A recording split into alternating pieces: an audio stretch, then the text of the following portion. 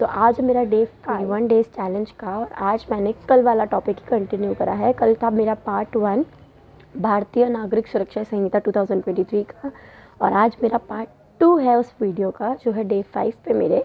आज मैं क्या पढ़ रही हूँ, तो आज मैंने पढ़ना चालू करा है चैप्टर 1 जो है प्रिलिमिनरी, और इसके बाद मैंने इसके लॉन्ग टाइटल पढ़ा जो कहता है an act to consolidate and amend the law relating to criminal procedure.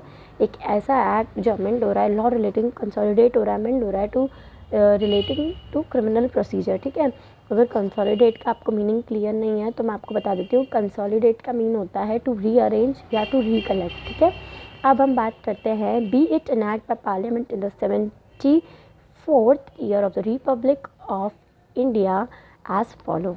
तो वहाँ पर हमें देखा था 24 लिखा था CRPC में, यहाँ पे 74 हो गया है। तो ये तो समझने वाली बात है कि ये तो एग्जैक्ट चेंजेस होने ही थे। अब हम बात करते हैं कि चैप्टर 1 जो बात करता है प्रिलिमिनरी की, तो इसमें दिया है section 1 short title extent and commitment. तो शॉर्ट टाइटल इसका कहता है सेक्शन 1 का clause 1, this act may be called the भारतीय नागरिक सुरक्षा संहिता 2023। इसका सेक्शन 1 का सब क्लॉज 2 बोलता है कि ये एक्सटेंड होता है होल ऑफ इंडिया पे। ठीक है, एक्सेप्ट, इसमें कुछ एक्सेप्शन है होल ऑफ इंडिया के अलावा, कि नागालैंड और ट्राइबल एरिया, जो ट्राइबल एरियाज़ है और नागालैंड है, इसमें पूरा ये जो है हमारा भारतीय नागरिक सुरक्षा संहिता वो पूरा इम्प्लीमेंट या पूरा लागू नहीं होता है।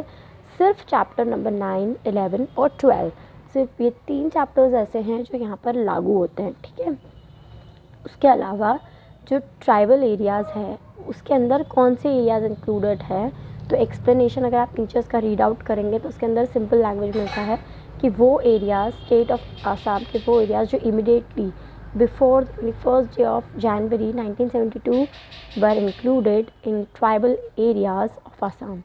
ये सारे एरियाज़ इसके अंदर आएंगे, और इसमें भी चैप्टर सिर्फ 9, 11 और 12 ही लागू होगा।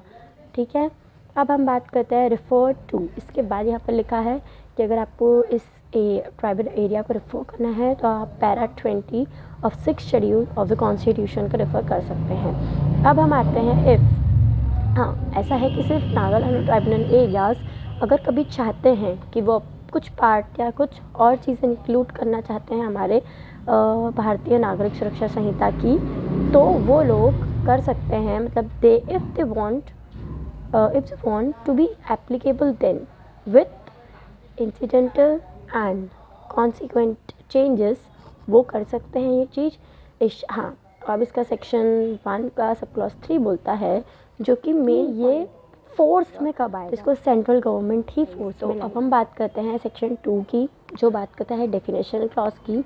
जब हम देखें 1973 CRPC के अंदर डेफिनेशंस, तो बहुत सारी डेफिनेशंस दी गई थी जो सेक्शन 1A मतलब 2A से लेकर 2Y तक गई थी, और WA भी इसमें इंक्लूडेड किया था। अब हम बात करें कि 2023 में कितनी डेफिनेशंस हैं, तो सेक्शन 2A से लेकर 2Z तक बात करी गई है। कुछ मतलब 4 definitions and explanations are removed पुराने वाले 1973 के CRPC में से ये डेफिनेशंस को निकाल दिया गया है, और इसकी जगह एडअप किया गया है 5 न्यू डेफिनेशंस और एक्सप्लेनेशन को। जिन डेफिनेशंस का निकाला गया है हम देख लेते हैं वो कौन कौन सी थी। तो 2K में दी थी हमको मेट्रोपॉलिटन एरिया, 2Q में 2G में हमको दी गई थी प्लीडर की डेफिनेशन, ये सारी डेफिनेशंस में से हटा दी गई हैं। 2T में हमको दिया था प्रिस्क्राइब्ड की डेफिनेशन, ये भी रिमूव कर दी गई है। और एक क्लॉज था 2Y, एक सेक्शन था 2Y जो बात करता था ट्रांसपोर्टेशन क्लॉज की। तो इस ट्रांसपोर्टेशन क्लॉज को हटाया नहीं गया है, बट इसको चेंज कर दिया गया है 2Y से सब सेक्शन 2 को 2 में। ठीक है, तो 2A बोलता है कि ऑडियो वीडियो इलेक्ट्रॉनिक मीन्स सबसे पहले इन लोगों ने दे दिया है जिस चीज़ के लिए चेंजेस लाने जा रहे थे, मतलब टेक्नोलॉजिकल चेंजेस, तो उन्होंने सबसे पहले definition they the audio video electronic means की। तो बात कर रहे हैं अब हम कि शैल इंक्लूड, इसके अंदर इंक्लूड होना चाहिए use of any communication device for purpose, कोई भी ऐसा कम्युनिकेशन डिवाइस जिसका पर्पस है video conferencing, second recording of process of identification, search and seizure evidence or evidence, transmission of electronic communication, या कोई भी अदर पर्पस या कोई भी ऐसा पर्पस जो स्टेट के थ्रू हुआ है, तो ये सारी चीज़ें आएंगी कम्युनिकेशन डिवाइस के अंदर, ठीक है। ये चीज़ें होंगी ऑडियो वीडियो इलेक्ट्रॉनिक मीन्स के अंदर। अब हम बात करते हैं बेल की, सेक्शन 2B, जिसमें बेल को डिफ़ाइन कर दिया गया है। जब हम सीआरपीसी के अंदर देखते हैं ना, तो सीआरपीसी के अंदर हमें बेल की कोई डेफिनेशन नहीं दी गई थी, पर इन लोगों ने बीएनएसएस के अंदर क्लियर कर दिया है, बेल की डेफिनेशन दे दी है। तो हम डेफिनेशन देख लेते हैं, बहुत ही सिंपल डेफिनेशन, हमने बहुत बार पढ़ी है, स्टिल एक बार और रिवाइज कर लेते हैं।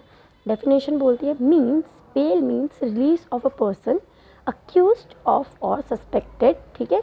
कोई भी ऐसा पर्सन जो अक्यूज्ड है या जिसको अक्यूज माना जा रहा है, सस्पेक्ट किया जा रहा है of commission of an offence, कि उसने कोई अपराध किया है, from custody of law, law के हिसाब से उसको ये माना जा रहा है, अपॉन सर्टन स्पेसिफिक कंडीशन, किसी सर्टन कंडीशन से, इम्पोज बाय एन ऑफिसर और कोर्ट, किसी ऑफिसर ने उस पर ये लगाया है या कोर्ट ने, और on execution bye such person of a bond और बेल बॉन्ड, ठीक है। ये हमने बहुत बार पढ़ा है, बस इन लोगों ने बेल की डेफिनेशन दे दी है, वो दी है इन लोगों ने 2B के अंदर। तो हमको ये याद रखना है कि ए सेक्शन 2A में ए ही स्टार्ट हो रहा है और 2B में बी ही स्टार्ट हो रहा है, ठीक है। अब हम बात करते हैं C 2C की, सेक्शन 2C की, जो बोलता है बेलेबल ऑफेंस। तो बेलेबल ऑफेंस हमें पता है होता क्या है, और बेलेबल ऑफेंस की डेफिनेशन सेम डेफिनेशन दी है जो पुराने वाले CRPC में दी थी। वो कहती है means an offence which is shown as bailable, या तो उसको शोन किया गया है bailable in first schedule by any other law for the time being in force. जब आप फर्स्ट शेड्यूल देखेंगे तो आपको इसमें 6 कॉलम्स दिखेंगे जो बात कर रहे हैं सेक्शन की, ऑफेंस की, पनिशमेंट की, वो ऑफेंस कॉग्निजेबल है, नॉन कॉग्निजेबल है, बेलेबल है, या कोर्ट उस पर क्या दे रहा है, मतलब बाय व्हाट कोर्ट ट्राइब्यूनल, ठीक है। अब हम देखते हैं कि ये हो गए बेलेबल ऑफेंस, ठीक है। इसके अलावा जो जितने भी बेलेबल ऑफेंस हैं जो यहाँ पे मेंशन हुए हैं, इनके अलावा जो भी ऑफेंस होंगे उनको नॉन बेलेबल ऑफेंस माना जाएगा। अब हम बात करते हैं 2D की, जो है बेल बॉन्ड। तो बेल बॉन्ड की सिंपल सी एक लाइन की डेफिनेशन है, जिसका मतलब होता है undertaking for release with surety. Bond का मतलब होता है जो दिया है 2E में, पर्सनल बॉन्ड और N undertaking for release without surety. इसमें श्योरिटी होती है, इसमें श्योरिटी नहीं। आ जाते हैं चार्ज के डेफिनेशन पे। डेफिनेशंस यहाँ से सारी सेम ही दी गई है CRPC जैसी। अब हम देखते हैं 2F, चार्ज इंक्लूड करता है head of charge when the charge contains more head than 1। कोई भी एक चार्ज या एक से अधिक चार्ज को चार्ज माना जाता है। सिंपल लैंग्वेज में यही 2 लाइन दी है, पर स्टिल मैं चार्ज की डेफिनेशन या चार्ज को समझा सकती हूँ। चार्ज होता है एक formal accusation by the court, ठीक है। जब हम लोगों ने FIR लिखवाई, कंप्लेंट हुई रजिस्टर या FIR रजिस्टर हुई, तो उस पर इन्वेस्टिगेशन होता है। इन्वेस्टिगेशन होने के बाद उसकी रिपोर्ट भेजी जाती है कोर्ट में, ठीक है। और कोर्ट के हिसाब से कोर्ट को जो भी एक्शन सही लगता है या जो भी कॉग्नेंस कोर्ट को सही लगता है, उसके बाद होता है ट्रायल। और ट्रायल के बाद क्या होता है कि जो भी केस बनेगा उसके ऊपर, जैसे मान लो किसी ने कोई क्राइम किया है, मान लो यहाँ पे उसको बोल दिया गया है कि अब भैया हम तुझ पे केस बना रहे हैं क्योंकि तूने 302 में मर्डर किया है, तो यहाँ लगा दिया हमने उसके ऊपर चार्ज, तो ये होता है चार्ज। अब हम देखते हैं कॉग्निजेबल ऑफेंस क्या होते हैं, जिसकी डेफिनेशन दी गई है 2G में। तो कॉग्निजेबल ऑफेंस का मतलब होता है offence for which and cognizable cases. Offence cognizable offence cognizable case तो means a case in which police officer may arrest without warrant और order from magistrate in accordance with the first schedule. Simple language में ये बोला गया है कि cognizable offence वो होते हैं जिसमें पुलिस विदाउट वारंट भी अरेस्ट कर सकती है, जैसे वॉलेंटरी कॉजिंग ग्रीवियस हर्ट, किसी का murder, crime etcetera cognizable offence के अंदर आते हैं। अब हम बात करते हैं जो मैंने आज लास्ट डेफिनेशन पढ़ी है 2H की, क्योंकि बहुत सारी डेफिनेशन एक साथ कवर नहीं हो सकती है, इसलिए मुझे याद भी नहीं रहेगी इतनी सारी, इसलिए मैंने आज सिर्फ इतनी ही पढ़ी है।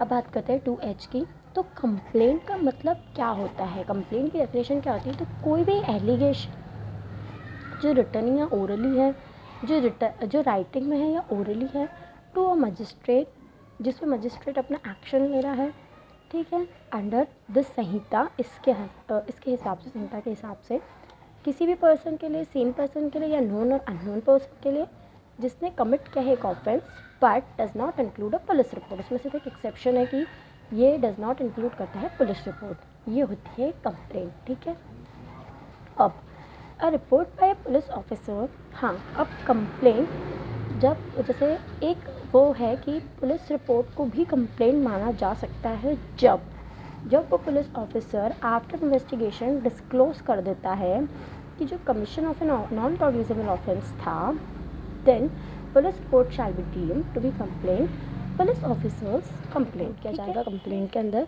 तो मान लो कि ए और बी थे, बी वॉज सिंगिंग लाउडली, बहुत ज़ोर ज़ोर से गाने गा रहा था और कोई बहुत अच्छी आवाज़ में भी नहीं गा रहा था, बहुत ही गंदी आवाज़ में बहुत ज़ोर से गा रहा था। ए को गुस्सा आ गया, ए ने उसको चप्पल मार दी 2-3 बार। ठीक है, ए ने उसके गाल पे उसको चप्पल मार दी। बी को गुस्सा आया, बी बोलता अब मैं जा रहा हूँ पुलिस स्टेशन, और वो रास्ते में था, एक नारियल के पेड़ के नीचे खड़ा होकर गुस्से में बड़बड़ कर रहा था, तो उसके सर पे एक नारियल गिर गया। अब उसको हॉस्पिटल जाना पड़ा, तो हॉस्पिटल में उसको बैंडेज की गई, तो उसके सर पे बैंडेज बंधी हुई थी, मतलब उसके सर पे पट्टी करवाई उसने, तो उसके सर पे पट्टी बंधी हुई थी।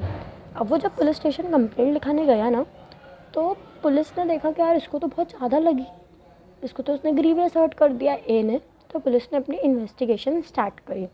जब पुलिस ने अपनी इन्वेस्टिगेशन स्टार्ट करी तो पहले तो पुलिस ने उसके ऊपर चार्ज लगाया कि वायलेंटली कॉजिंग ग्रीवियस हर्ट का 117 में, सेक्शन 117 में। ठीक है, फिर जब पुलिस ने इन्वेस्टिगेशन करी, फर्दर इन्वेस्टिगेशन करने के बाद पुलिस को पता चला कि यार उसने तो सिर्फ चप्पल मारी थी, उसने तो सिर्फ वॉलेंट्री कॉज हर्ट किया था, वो भी नॉन कॉग्निजेबल ऑफेंस में 115 सेक्शन में क्लास 2 में।